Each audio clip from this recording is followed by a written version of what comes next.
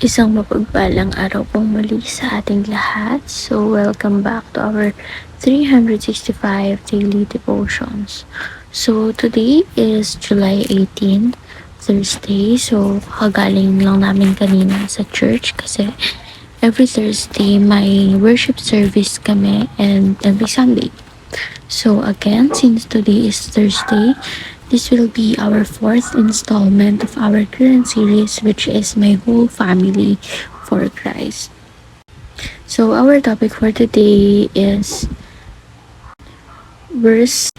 Ayan, nag-relapse yung background. So, our topic for today again is worse than an unbeliever. So, ang tinutukoy dito is yung mga hindi nagpo-provide para sa family nila. So, in connection to our topic for today, ang Bible verse na ating tatalakayin ay ang 1 Timothy chapter 5 verse. In New International Version, anyone who does not provide for their relatives, and especially for their own household, has denied the faith and is worse than an unbeliever. So, in Filipino translation naman, wherein ang salita ng Diyos version, kapag hindi paglaanan na sinuman ang pangangailangan ng kanyang sarili, lalo na ang kanyang sariling sambahayan ay tumatalikod na sa pananampalataya, siya ay masahol pa sa isang hindi mananampalataya. So, I think maraming makakalalik dito sa verse na to. And kaya talagang dapat alam natin kung sino ba yung tunay na Lord natin para nalalaman din natin yung mga ganitong bagay na if yung mga practices ba natin or mga actions ba natin is aligned sa mga mabubuting gawa or masasamang gawa. Diba?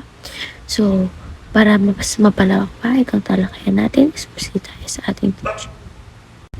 Number 1, caring for our elderly. Elderly is part of worship service. So, as I have mentioned last Thursday, ang ministry is hindi lang siya always sa loob ng church. So, we have a lot of ministries that we are participating on. For example, ako, student ako. So, I have my school ministry. Diba? So, for as long as nagbibigay glorification ako sa Lord, and for as long as yung mga actions natin ay nagbibigay glory sa Lord, then that is what we can call ministry. So, yung pagsunod natin sa mga magulang natin, pagmamahal natin sa kanila, di ba? Yung giving them the proper treatment that they should receive, that is a part of ministry. So, ang ministry is hindi lang sa church nagagawa or na-utilize na ma-maximize, di ba? So, kabilang na doon yung nabanggit dito na caring for our elderly.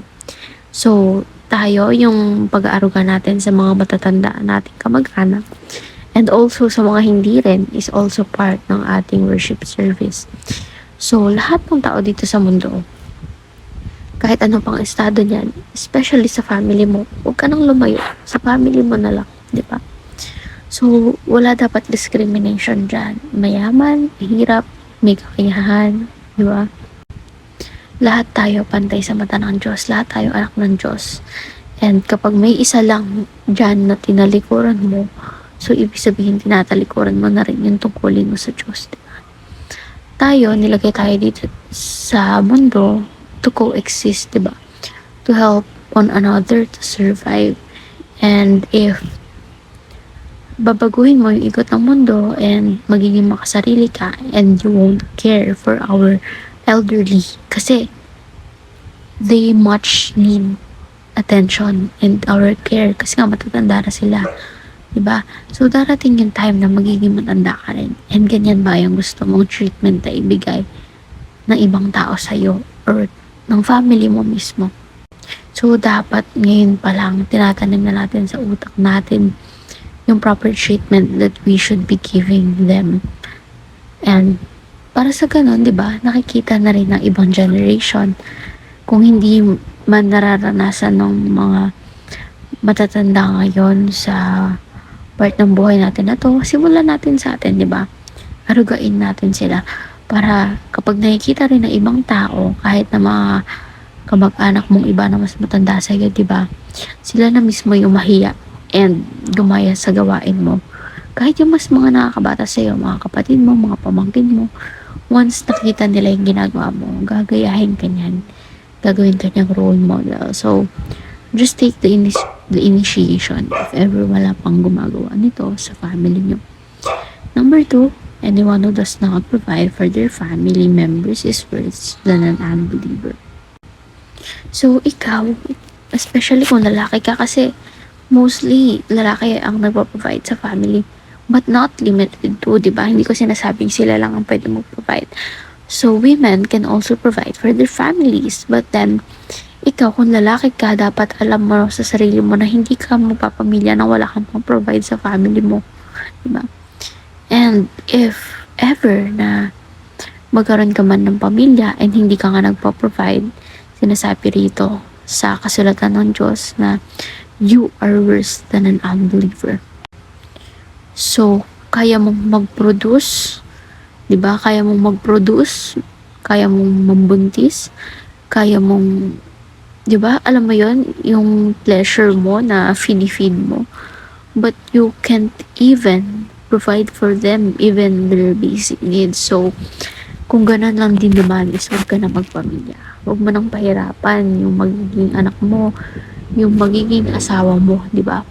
And when we talk about to provision for your family naman, it does not only revolve around money or financial. So, pwede mo i-provide sa family mo yung pagmamahal, yung pag-aaruga, yung guidance na kailangan ng mga anak mo. So, there is a lot to it than just money, di ba? So, hindi porket sinabing provision for your family is pera ka agad. So, it takes two to tango nga, di ba? Kaya nga yung series natin is My Whole Family for Christ. So, lahat tayo kumikilos, lahat tayo nagsaserve sa Lord, hindi lang yung isa, di ba? So, ibig sabihin, may nagpo-provide ng money, may nagpo-provide ng love, di ba? Para buo yung pamilya, buong-buo yung pangangailangan ng pamilya. Buo na ibibigay yung pangangailangan ng pamilya. And once na ganun yung mangyari, di ba? Mas makakapag-worship kayo, mas makakapag-serve kayo ng mas maayos sa Lord. And number 3, God cares for the widows by blessing their children and opportunities. So, kaya nga nasabi ko kanina, lahat tayo pantay sa mata ng Diyos. No discrimination. So, dapat ganun din tayo. Si God, siya mismo yung gumagawa ng paraan para dun sa mga less fortunate talaga. Yung tipong wala talaga silang means to survive. So, it's either gumagamit siya ng mga instrumento, ng mga tao na magiging tulay ng blessings para sa less fortunate na yon, or siya mismo yung nagbe-bless sa mga taong yon ng blessings, diba? So, God really is amazing kasi He works on ways that we do not know. So, napakarami niyang plano and ways to provide for us. His provision is just, diba? He never nagkulang, sobra-sobra pa. So, ngayon naman is proceed tayo sa ating application. Number 1, parents, be wise in your financial decisions. Number 2, children, provide for your needy parents. And number 3, everyone, including the church, put your religion into practice. So now for our discussion part, after watching this devotion, we should be able to identify the reasons as to why is refusing to provide for one's family members considered as denying one's faith and worse than an unbeliever. So, ayun lamang po para sa ating devotion for today, and I hope na may natutunan tayo. So, may God bless us all.